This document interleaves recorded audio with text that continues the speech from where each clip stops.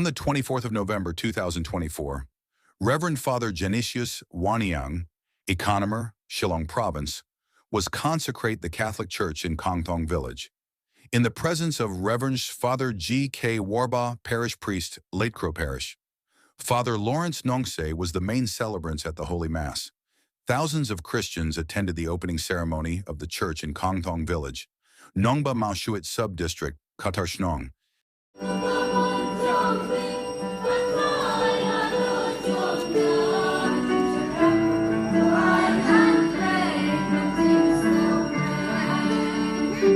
Parolok, para Kristen bat para bangit bait barok,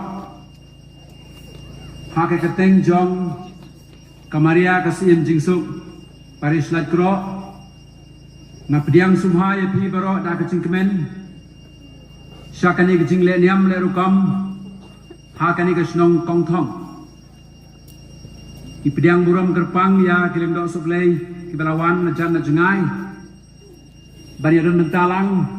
Hakajing penkrau, ya kani kasih beram jauh Yesus Kristus sim jauh sim baru try berok, bar kajing terku ya kani kajing sat yang sunan, hakani kasnong baik. Pediang beram ipi ke sister ke brother, kinong mikmat, nakaliang coba serkar, MLA bat nong mikmat, awan keteng coba title seru, ya pi kinong peniat snong, kibalai trailang bat ngi hakrukom kebai tenat kebai suk. Dan penyiar nanti ya kani kecing le niam le rukam. Kublai ya pi ki para bangit ki belawan nak kecing apa jengai. Dan ki belawan nado kitan jantia. Dan ki belawan nasulong ban ki ceka ki ba mangingim la ban tiplut pediam muram pi da kecing men.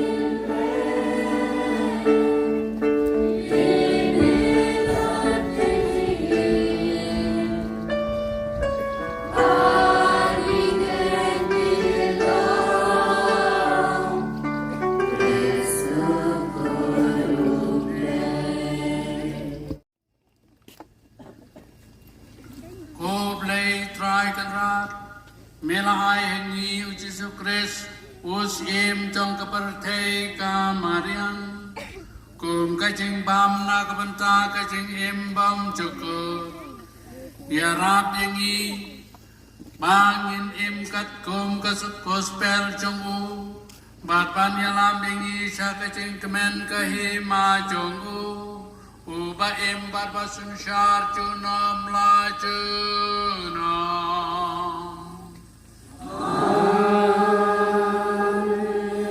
Utrayon don rengkat batpi, rengkat batpi, play badan bor baron kerkui pi, upa barukun batu men siembako.